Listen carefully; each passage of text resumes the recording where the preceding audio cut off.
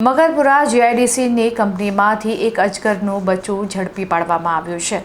Wild life ટ્રસ્ટે આ અજગરના બચ્ચાને rescue કરીને વન વિભાગને સોંપ્યું હતું। વડોદરા શહેર અને તેની આસપાસના ઔદ્યોગિક વિસ્તારોમાં અવારનવાર વન્યજીવો રહેણાંક કે કમર્શિયલ પ્લાન્ટમાં આવી ચડવાની ઘટનાઓ સામે આવતી રહે છે। આવી જ એક ઘટના મગરપુરા જીઆઈડીસી વિસ્તારમાં બનવા પામી હતી, જ્યાં એક કંપનીના શેડમાંથી અજગરનું બચ્ચું મળી આવ્યું હતું।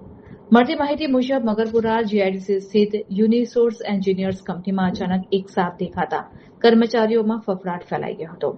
સાપ ઓફિસના ઉપરના ભાગે આવેલા પતરાના શેડમાં સંતાઈ ગયો હતો। કંપનીના જાગૃત નાગરિક અરશદ મીર નામના ભાઈએ તાત્કાલિક આ અંગે વાઇલ્ડ લાઇફ રેસ્ક્યુ ટ્રસ્ટની હેલ્પલાઇન પર ફોન કરીને જાણ કરી હતી। ઘટનાની ગંભીરતાને સમજીને વાઇલ્ડ લાઇફ રેસ્ક્યુ ટ્રસ્ટના પ્રેસિડેન્ટ અરવિંદ પવારે તાબડતોબ ટ્રસ્ટના અનુભવી કાર્યકર્તા અરુણ સૂર્યવંશીની ઘટનાસ્થળે રવાના કર્યા હતા। અરુણભાઈએ કંપની પર પહોંચીને ઝીણવટભરી તપાસ કરતા માલુમ પડ્યું હતું કે શેડ પર સંતાયેલો જીવ એક ઇન્ડિયન રોક પાયથનનું અંદાજે 1.5 ફૂટનું નાનું બચ્ચું હતું। રેસ્ક્યુઅરે ભારે જહેમત અને કુશળતાપૂર્વક પતરાના શેડ પરથી અજગરના બચ્ચાને કોઈપણ ઈજા પહોંચાડ્યા વગર સહી સલામત રીતે પકડી લીધું હતું। ત્યારબાદ આ અજગરના બચ્ચાને કાયદેસરની કાર્યવાહી કરીને વડોદરા વન વિભાગને સુપ્રત કરવામાં આવ્યો છે, જ્યાંથી તેને સુરક્ષિત કુદરતી વાતાવરણમાં છોડી દેવામાં આવશે। ટ્રસ્ટની આ ત્વરિત કામગીરીને કારણે કંપનીના કર્મચારીઓએ રાહતનો શ્વાસ લીધો હતો। મારું નામ અરશદ મીર છે।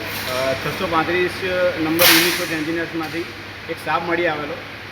વાઇલ્ડ લાઇફ રેસ્ક્યુ ટ્રસ્ટને અમે કોલ કરેલો અને અરવિંદભાઈ પવાર એક તો વોલેન્ટિયર એમના અરુણભાઈ છે, જેમને મોકલી આપ્યા રેસ્ક્યુ માટે, અને એ રેસ્ક્યુ કરતા સમયે અમને એ પાયથન છે એમ જાણ થઈ।